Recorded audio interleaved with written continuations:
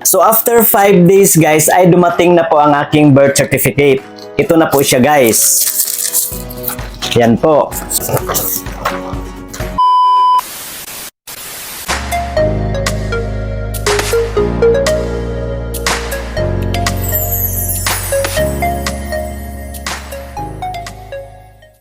Hi guys! Magandang araw po sa lahat. This is Melvin once again and welcome back to my YouTube channel. PSA certificate ay available na sa GCash app. Yes, totoo po yan. Kung kailangan nyo ng original copy ng PSA certificate, kagaya na lamang ng birth certificate, marriage certificate, death certificate, sinumar or sinudet, ang mga iyan ay available na po sa GCash app. Advantage po ito guys para sa lahat po ng kumuha ng PSA certificate na tamad mag-commute. Less hassle na nga ito guys dahil hindi nyo na kailangan pang mamasahi pa at bumili ng gasolina na napakamahal na ngayon. Very convenient ito guys dahil hindi nyo na kailangan pang pumila sa counter. And now for today's video ay isi-share ko po sa inyo kung paano mag-request ng PSA certificate via GCash app. Pero bago po ang lahat, make sure na nakasubscribe po kayo sa aking YouTube channel. I-click nyo lang po yung subscribe button na nasa baba at pakihit na rin sa notification bell para updated po kayo sa susunod ko pang mga tutorial video na i-upload. So, let's go! Kung kailangan nyo ng PSA certificate, gawin nyo lang ito guys. So, yan po guys, ang una po natin gawin ay syempre buksan po natin ang ating GCash account. And then sa ating GCash dashboard, hanapin natin dito sa Explore the app ang GLife. I-drag lang natin ito pakaliwa at kapag wala po kayong nakitang GLife dito guys, i-click lang natin itong View All dito sa gilid. At ito na po yung GLife guys, i-click lang natin yan. At dito sa featured, may nakalagay dito PSA helpline.ph, PSA certificate delivery. I-click lang natin itong order now.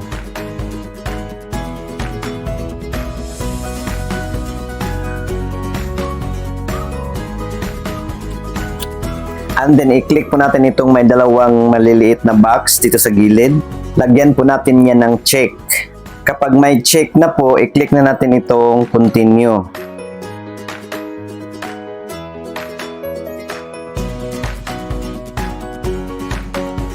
So ito po yung GCash Sporting Terms and Conditions.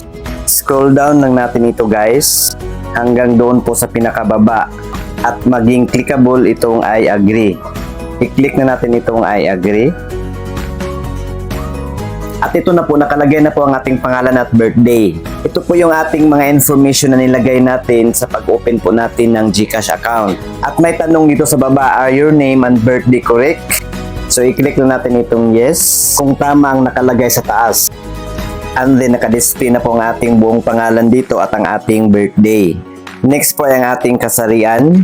Kapag itong male ang pipindutin natin, ay may pagpipilian pa po tayo kung may suffix ba ang ating pangalan. Tulad po ng junior, senior, the second, the third. Kung meron ay itong yes ang pipindutin natin, pero kung wala, itong no. Next po ay kailangan po nating lagyan ng ating email address. And then nakalagay na po dito ang ating mobile number which is ang ating GCash account number. And then dito sa baba, i-click po natin itong may dalawang maliliit na box para malagyan ng check to prove na nag-agree po tayo sa kanilang terms and conditions. At pagkatapos malagyan ng check ay i-click natin itong submit. Which PSA certificate do you need? So mamimili na po tayo dito guys kung ano po ang orderin nating certificate. Birth certificate ba? Marriage certificate? Sinumar, death certificate ba or sinudeath. Kapag itong birth certificate ang orderin natin, i-click lang natin itong birth certificate, itong may bilog. And then dito sa baba, who are you requesting this for? So yung mga pagpipilian po tayo dito guys kung kaninong certificate ang ating orderin. Itong myself ba o para sa ating sarili? Para sa ating ama? Para ba sa ating ina? Para ba sa ating anak na lalaki? O anak na babae. Halimbawa po, birth certificate sa ating anak na babae. I-click lang natin yan. At dito sa baba, kailangan pa nating mamili kung ano po ang purpose ng ating pag-request ng kanilang birth certificate. So may mga pagpipiliang purpose dyan guys. And then sundin nyo lang po dyan ang susunod na hakbang.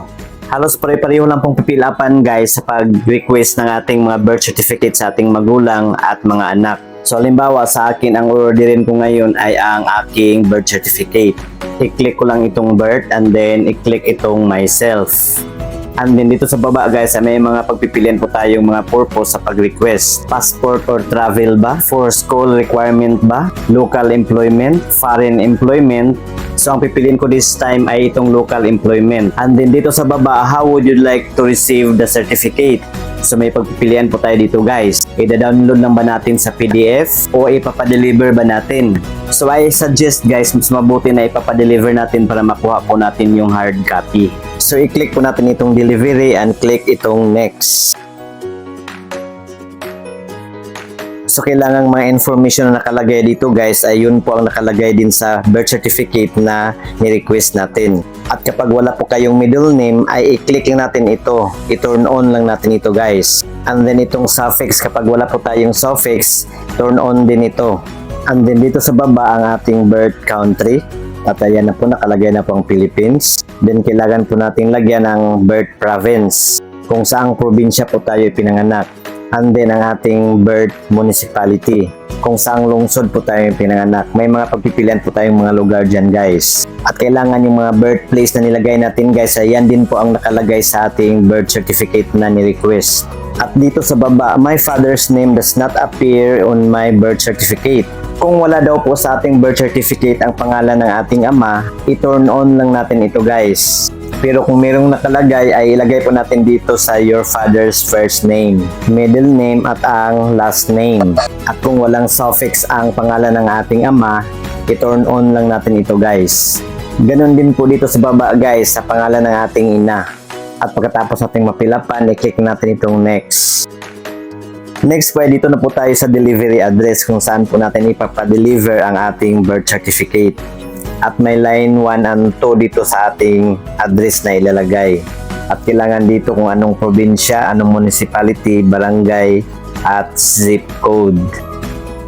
At dito sa baba guys, are you personally the one who will receive the document or do you want to assign an authorized representative? So mamili po tayo dito guys. Kung tayo ba mismo ang tatanggap sa document na i-deliver o may authorized po tayong tatanggap, lalo na kapag may trabaho tayo o may importanteng lakad tayo.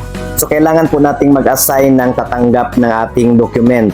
So kung may uutosan po tayong tatanggap guys, ay kailangan ay ilagay po natin dito ang kanyang pangalan, middle name, last name, suffix kung mayroon, at ang kanyang birthday. At sa araw po ng delivery ay kailangan pong may valid ID pong ipapakita yung ating inutusan na mag-receive. Dahil hindi po ibibigay ng delivery rider ang document kapag wala pong valid ID na ipapakita yung inutusan natin na tatanggap. Next po itong copies. Itong nasa pinakaibaba. So mamimili po tayo dito guys kung ilang kopya ang orderin nating certificate. Hanggang 10 copies lang po ang maximum. At pagkatapos nating ma-fill-upan lahat, i-click na natin itong next. Next po ay reviewin na natin yung mga detalye na nilagay natin guys. Sisiguraduhin po natin na wala pong mga maling spelling para hindi magka-averya ang delivery. At kapag may gusto pa po tayong i-edit, i-click lang natin itong edit details dito sa gilid. At kapag okay na po siya, i-click na natin itong place order dito sa baba. So dito na po tayo sa pay order. Siya nga pala guys, kailangan may laman po ang ating GCash wallet kahit 365 pesos. Dahil 365 pesos po ang per copy ng certificate. At kapag okay na, i-click na natin itong pay via GCash. And then click lang natin itong pay 365 pesos. At ayan po guys, successful na po ang ating payment. So after 5 days guys, ay dumating na po ang aking birth certificate. Ito na po siya guys. Yan po. Kakarating pa lang ito dito sa Kalinan, Davao City sa mismong tinitirhan ko. At LBC po ang courier nito guys. So that's all for today. Sana may natutunan po kayo. Paki-like and share na lang po sa video ito. At para sa iba pa pong mga katanungan, pakisulat na lang po sa inyong tanong dyan po sa comment section sa baba. So yun lamang po guys. Maraming salamat sa panonood. God bless us all. Goodbye.